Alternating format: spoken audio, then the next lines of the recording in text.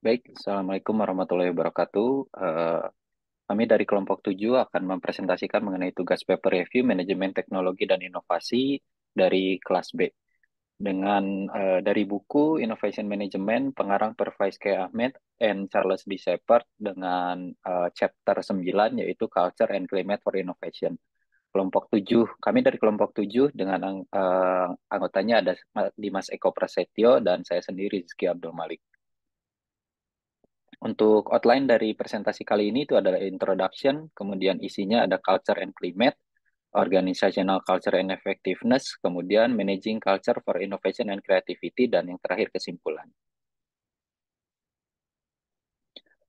Dari introduction, untuk menjadi sebuah perusahaan yang inovatif tidak hanya membutuhkan ide, diskusi, dan juga resource. Banyak perusahaan melakukan inovasi, tapi sedikit yang berhasil. Karena kenyataannya adalah bahwa inovasi pada umumnya menakutkan bagi organisasi karena inovasi pasti terkait dengan risiko.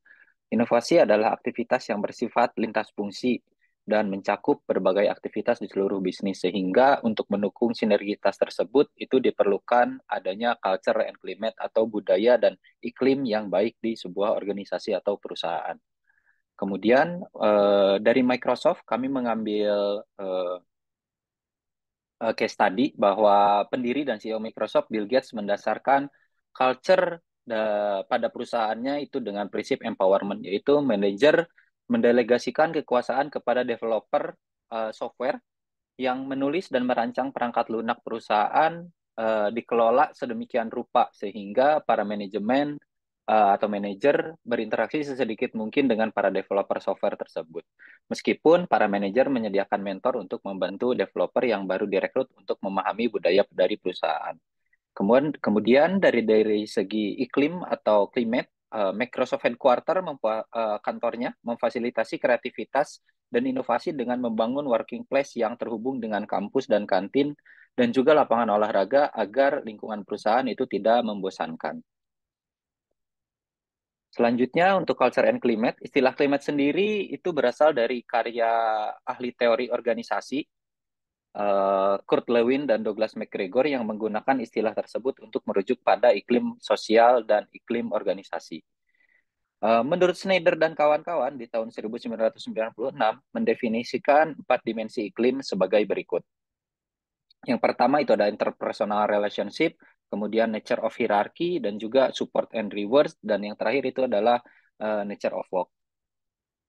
Kemudian apa sih nature of interpersonal relationship? Jadi di sini apakah interpersonal sesama karyawan itu apakah ada rasa kepercayaan satu sama lain? Kemudian ya, hubungan antar interpersonal karyawan itu apakah bersifat kompetitif atau kolaboratif? Kemudian dari segi organisasinya itu apakah mensupport karyawan baru atau membiarkan mereka berkembang secara mandiri? Kemudian dari segi hierarki, eh, keputusan apakah dibuat secara mufakat atau terpusat di satu orang. Kemudian hierarkinya apakah tim tersebut itu dapat bekerja sama atau bekerja secara individu. Kemudian yang terakhir, apakah ada privilege yang diberikan kepada karyawan khusus. Kemudian dari nature of work, yang pertama itu adalah apakah pekerjaan di perusahaan tersebut itu yang diberikan kepada karyawannya itu apakah menantang atau membosankan. Kemudian dari waktu kerja itu apakah fleksibel atau rutin. Kemudian yang terakhir itu adalah apakah tersedia sumber daya yang cukup untuk melaksanakan tugas-tugas yang menjadi tanggung jawab individu. Kemudian dari support and rewards itu adalah aspek kinerja apa yang dinilai dan diberi penghargaan dari perusahaan ke karyawan. Kemudian proyek dan tindakan atau perilaku apa yang dapat mendukung yang diberikan oleh perusahaan kepada karyawan. Kemudian pertimbangan perusahaan untuk merekrut karyawan itu seperti apa. Kemudian yang selanjutnya dari segi culture adalah budaya organisasi mengacu pada keyakinan dan nilai yang dipegang teguh. Kemudian kebudayaan dalam arti tertentu merupakan cerminan dari iklim atau klimat, namun beroperasi pada tingkat yang lebih dalam. Untuk kekuatan budaya, terutama bergantung pada dua hal, yaitu pervasifnya atau pemerataan norma, keyakinan dan perilaku dalam budaya secara eksplisit. Kemudian yang kedua yaitu adalah kesesuaian antar aspek budaya yang implisit dan juga eksplisit. Selanjutnya, cara lain memandang budaya adalah dari segi norma budaya. Menciptakan budaya melalui kata-kata saja tidaklah cukup. Pada dasarnya, norma bervariasi dalam dua dimensi. Menurut O'Reilly di tahun 1989. Yang pertama itu adalah intensitas jumlah persetujuan atau ketidaksetujuan yang melekat pada suatu harapan. Kemudian yang kedua itu adalah kristalisasi, pemerataan di mana norma dibagikan. Kemudian budaya yang kuat dapat bermanfaat dan juga merugikan, bergantung pada keadaan di mana organisasi berada. Nilai dari budaya yang kuat adalah berdasarkan asumsi dan keyakinan yang dipegang teguh. Organisasi mampu memfasilitasi perilaku sesuai dengan prinsip-prinsip organisasi. Selanjutnya, untuk case study, ini itu adalah membandingkan dua budaya di dua perusahaan yang berbeda. Yang pertama itu adalah dari General Motors atau GM, kemudian juga adalah perusahaan penerbangan Southwest Airlines. Di GM ini budayanya itu adalah bahwa CEO-nya, Mr. Sloan, itu kurang menghargai pelanggan dan karyawannya, sehingga GM menekankan bahwa GM itu berbisnis bukan membuat mobil, tapi untuk menghasilkan uang. Kemudian pekerja tidak memiliki dampak penting terhadap produktivitas dan kualitas. Pada segi teknis, GM mendapati dirinya bahwa budaya yang kaku karena budaya tersebut telah memberikan dampak yang sangat baik bagi perusahaan di masa lalu. Namun, dengan invasinya perusahaan Jepang ke pasar otomotif di Amerika Serikat, GM terpaksa mengevaluasi kembali asumsi yang mendasari budayanya. Di Southwest Airlines, budaya GM sangat kontras dengan yang terjadi di Southwest Airlines. Untuk CEO itu menekankan kepada karyawannya bahwa uh, saat Anda sedang duduk bersama cucu-cucu Anda, saya ingin Anda dapat memberitahu mereka bahwa terhubung dengan Southwest Airlines adalah salah satu hal yang terbaik yang pernah terjadi pada Anda sepanjang hidup Anda. Anda di sini itu adalah merupakan kata panggilan untuk karyawannya. Jadi Kelleher ini menekankan bahwa sebagai karyawan kita harus bangga bekerja di Southwest Airlines seperti itu. Sloan adalah seorang jenius teknis, namun Kelleher memahami pentingnya budaya perusahaan. Kemudian yang selanjutnya itu adalah organizational culture and effectiveness. Setelah mengkaji persoalan pendefinisian budaya, kita perlu memeriksa atribut-atribut yang menentukan efektivitasnya. Topik budaya dan efektivitas merupakan hal yang sangat penting. Menurut Despande dan kawan-kawan di tahun 1993, mereka mendefinisikan 4 tipe budaya generik. Yang pertama itu adalah budaya eh, market. Jadi dominan atributnya itu adalah harus kompetitif. Kemudian leadership-nya itu harus mempunyai target dengan ikatan atau ikatan di market ini adalah goal, orientasinya itu adalah goal. Kemudian dari segi budaya advocacy, dominannya itu adalah entrepreneurship, kreativitas, dan kemampuan untuk beradaptasi. Kemudian untuk leadership style-nya entrepreneur dan juga sebagai inovator dan juga risk taker. Kemudian yang selanjutnya yaitu budaya hierarki, dominan atributnya itu adalah aturan dan juga perintah. Leadership style-nya tentu saja itu adalah koordinator dan administrator. Kemudian yang terakhir itu adalah budaya klan, di mana di sini itu mengutamakan untuk dominan atributnya itu adalah kerjasama tim dan juga rasa memiliki sebagai kekeluargaan. Kemudian leadership style-nya atasan itu sebagai mentor dan juga fasilitator. Selanjutnya yaitu organizational culture and effectiveness. Secara umum, Denison and Misra mengidentifikasikan 4 ciri dan nilai budaya yang berhubungan dengan efektivitas budaya sebagai berikut. Yang pertama itu adalah involvement, adalah ciri budaya yang berhubungan positif dengan efektivitas. Konsistensi adalah ciri budaya yang berhubungan dengan positif dengan efektivitas. Adaptability atau kapasitas adalah untuk melakukan perubahan internal sebagai respon terhadap kondisi eksternal, merupakan cara budaya berhubungan positif dan efektivitas. Dari segi visi misi, jangka panjang merupakan ciri budaya yang berhubungan positif dengan efektivitas. selanjutnya oleh Mas Dimas. Baik, terima kasih Mas Rizky Abdul Malik. Untuk selanjutnya kita membahas terkait Managing Culture for Innovation.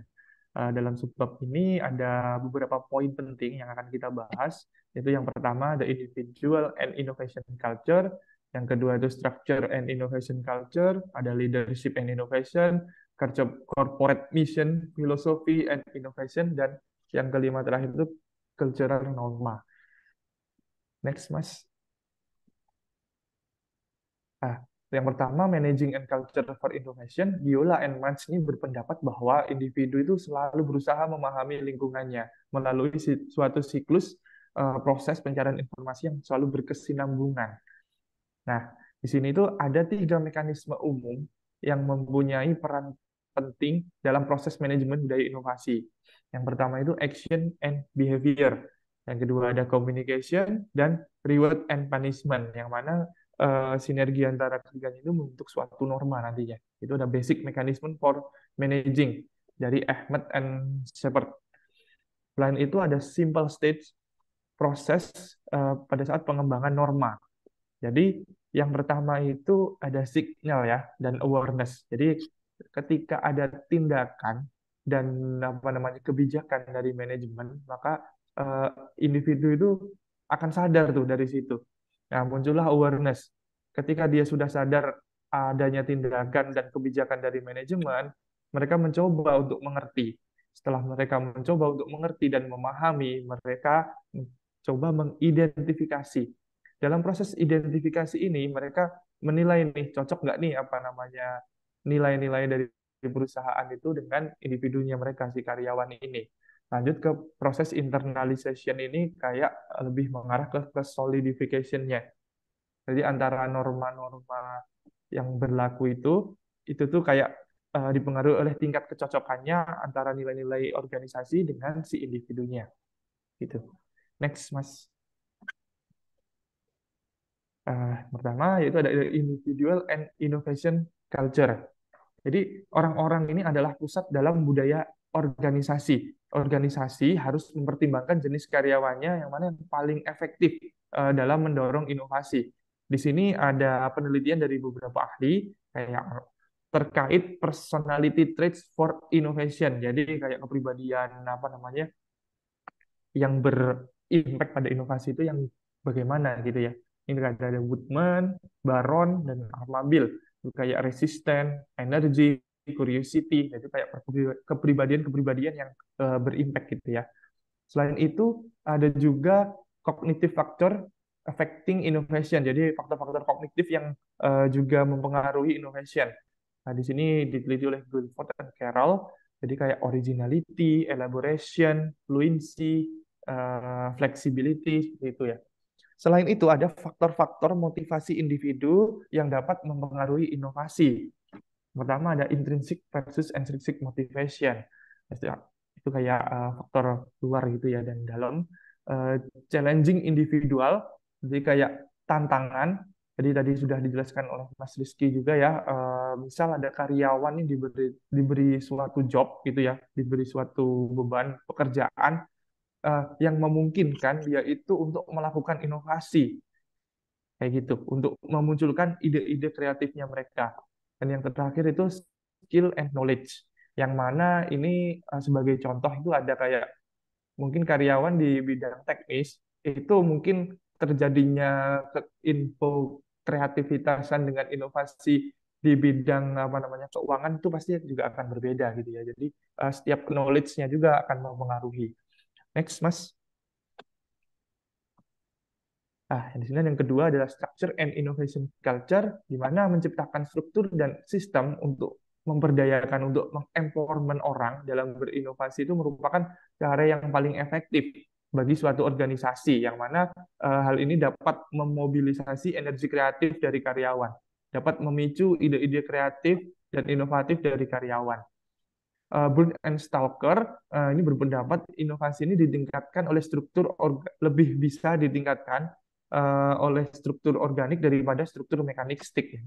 Di sini sebagai contoh aja nih, kalau organic structure itu kayak freedom from rule gitu ya.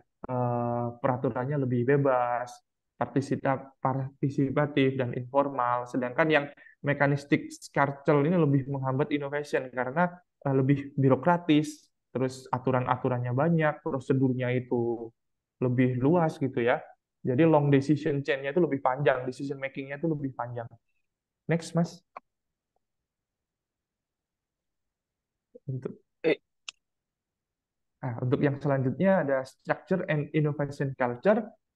Jadi dalam proses empowerment orang atau pemberdayaan orang itu sebenarnya juga dapat sekali mudah sekali dilumpuhkan atau dihancurkan.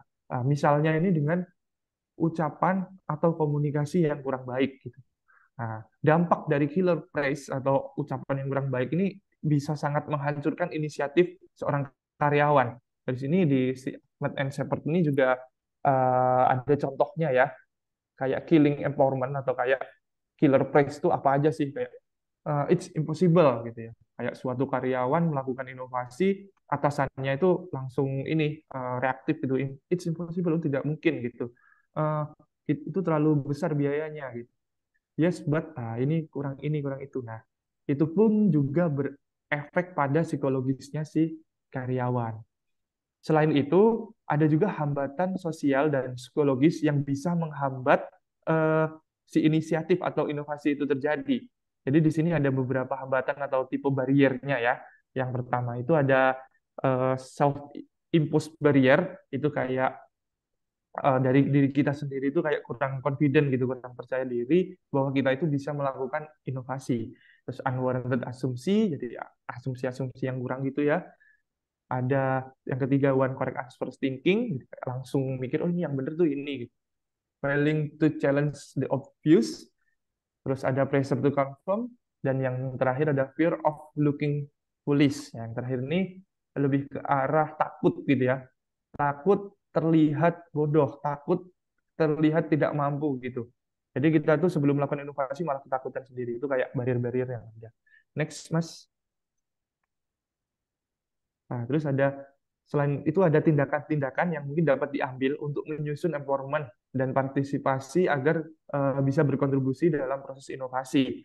Jadi ada si establish meaningful action yang ini kenapa ini harus dilakukan gitu ya, tindakan ini ya, agar si karyawan tuh menjadi kreatif dan inovatif, perlu memahami keutamaan agenda inovasi, mengetahui sejauh mana mereka diberdayakan untuk mencapai tujuan. Define risk tolerance. Jadi ini perlu dilakukan karena karyawan itu perlu mengetahui tingkat risiko yang aman untuk mereka lakukan. Ada structure involvement, itu organisasi juga harus merancang struktur yang jelas, ada akuntabilitas, dan yang terakhir ada action orientation rather than birokrasi orientation. Jadi lebih mengutamakan action dulu nih daripada birokrasinya, agar si inovasinya itu terjadi. Next, Mas. Nah, ada leadership and innovation culture.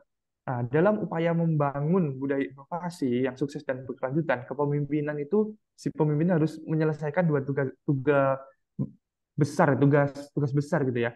Yang pertama sangat peka terhadap lingkungan dan sangat sadar akan dampak yang mereka timbulkan terhadap orang-orang di sekitar. Jadi mereka juga harus ngeh ya di lingkungan sekitarnya karena mereka itu suatu role model pastinya. Yang kedua ada kemampuan pemimpin untuk menerima dan menangani ambiguitas. Jadi pemimpin harus jelas, cerdas. Lalu di sini ada Mills and Delbert, itu mengidentifikasikan karakteristik yang membedakan antara perusahaan yang inovatif dengan perusahaan yang kurang inovatif. Dalam tanda kutip di sini dari sisi leadership-nya ya. Jadi yang pertama, poin yang pertama itu ada top management memberikan komitmen terhadap financial and emotional support untuk inovasi. Terus yang kedua ada top management memastikan bahwa inovasi yang dirancang itu akurat dan realistik. Ada top management memastikan bahwa proyek inovasinya itu mendapatkan support dari semua tingkat organisasi, dari semua level di perusahaannya itu harus mendukung proyek inovasi ini, gitu, memastikan. Dan top manajemen memastikan bahwa struktur and methodology sistemnya itu didapatkan dengan baik, sehingga nantinya ketika ada proses inovasi, itu melewati proses screening yang cermat sebelum diterapkan. Next, Mas. Nah, yang keempat ada corporate mission, philosophy statement, and innovation culture. Jadi filosofi perusahaan yang jelas itu memungkinkan individu atau karyawan untuk mengkoordinasikan aktivitas mereka mencapai tujuan bersama, bahkan tanpa arahan dari manajer mereka. Jadi filosofi ini sangat penting gitu ya. Ledford et al. Itu memberikan filosofi, menurutnya ya, filosofi dapat memberikan 3 keuntungan. Yang pertama, filosofi ini dapat digunakan untuk memandu perilaku dan decision making, pengambilan keputusan. Filosofi statement ini juga mengungkapkan nilai dan norma organisasi suatu perusahaan itu, berkontribusi pada kinerja organisasi dengan memotivasi karyawan. Lalu si Lamport ini juga memberikan pendapatnya terkait si pernyataan yang efektif itu terdiri dari 4 panduan dasar yang membuatnya menjadi statement yang bisa hidup gitu, bisa mengajak orang gitu ya. Buatlah pernyataan yang menarik, hindari detail yang membosankan dan deskripsi rutin.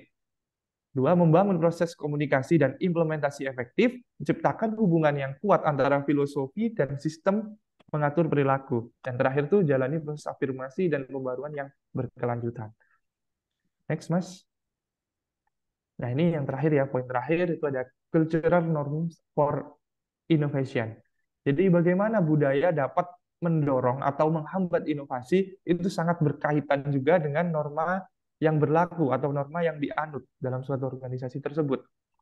Jika jenis norma yang tepat dipatuhi dan dibagikan secara luas, maka budayanya itu dapat mengaktifkan dan mendorong kreativitas dan inovasi itu bisa muncul di lingkungan tersebut. Beberapa penelitian, misalnya Snyder et al., Judge et al., dan O'Reilly, tampaknya mengidentifikasikan serangkaian norma yang penting serupa terlibat dalam promosi dan penerapan inovasi. Jadi hasil dari penelitian terkait norma dapat mendorong kreativitas dan implementasi dapat dilihat ada di samping ini ya, penelitiannya si Snyder itu kayak norma yang dapat mempromosi creativity itu kayak freedom and risk taking, terus dynamics and future orientation, seperti itu ya. Dan norma yang dapat mempromosi implementation itu kayak challenge and belief in action, leadership commitment and involvement seperti yang tadi. Jadi ini dapat diimplementasikan itu juga efek dari leadership commitment. Terakhir, awards and reward. Next, Mas. Jadi yang kedua untuk penelitian Cultural Norms for Innovation, di sini ada Judge et al. Berpendapat bahwa faktor pembeda utama antara perusahaan yang inovatif dan kurang inovatif adalah kemampuan manajemen untuk menciptakan rasa kebersamaan di tempat kerja. Jadi dia juga ada 4 saran terkait praktek manajerial yang mempengaruhi pembentukan perusahaan inovatif dan kreatif. Yang pertama itu balance autonomy. Jadi autonomi ini dibandingkan sebagai kendali atau sarana tujuan pekerjaan. Jadi harus jelas tadi ya, seperti yang sebelumnya tadi. Personalized recognition. Jadi kayak ini pengakuan personal individu sih dalam sistemnya itu kayak reward gitu ya, punishment and reward gitu. Dengan sistem penghargaan personal atas usaha dan kontribusinya agar lebih memicu motivasi dan ide-ide kreatif selanjutnya. Yang ketiga, integrated socio-technical system. Perusahaan yang sangat inovatif itu selalu menekankan terhadap sisi teknis dan sosialnya, jadi berimbang.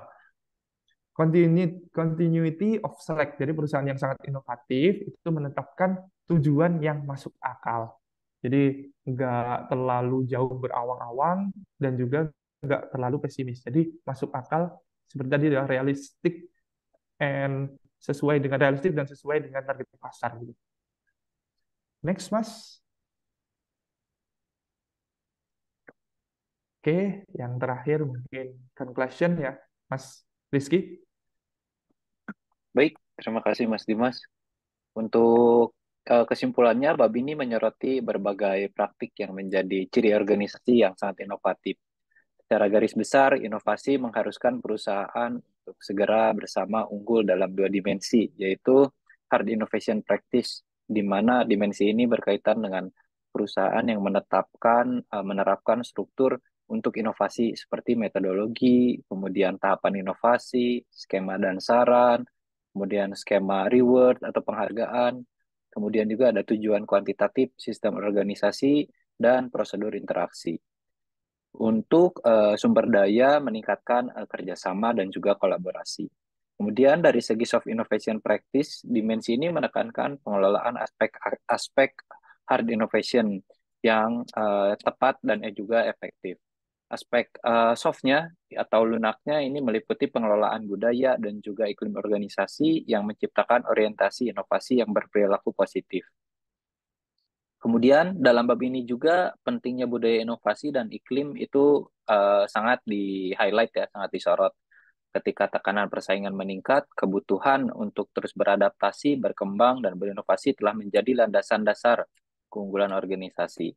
Kegagalan dalam berinovasi pada akhirnya menyebabkan bisnis menjadi stagnan dan layu dalam menghadapi lingkungan yang dinamis. Bab ini menekankan perlunya pemahaman untuk soft factors yang mengarah pada keunggulan inovasi.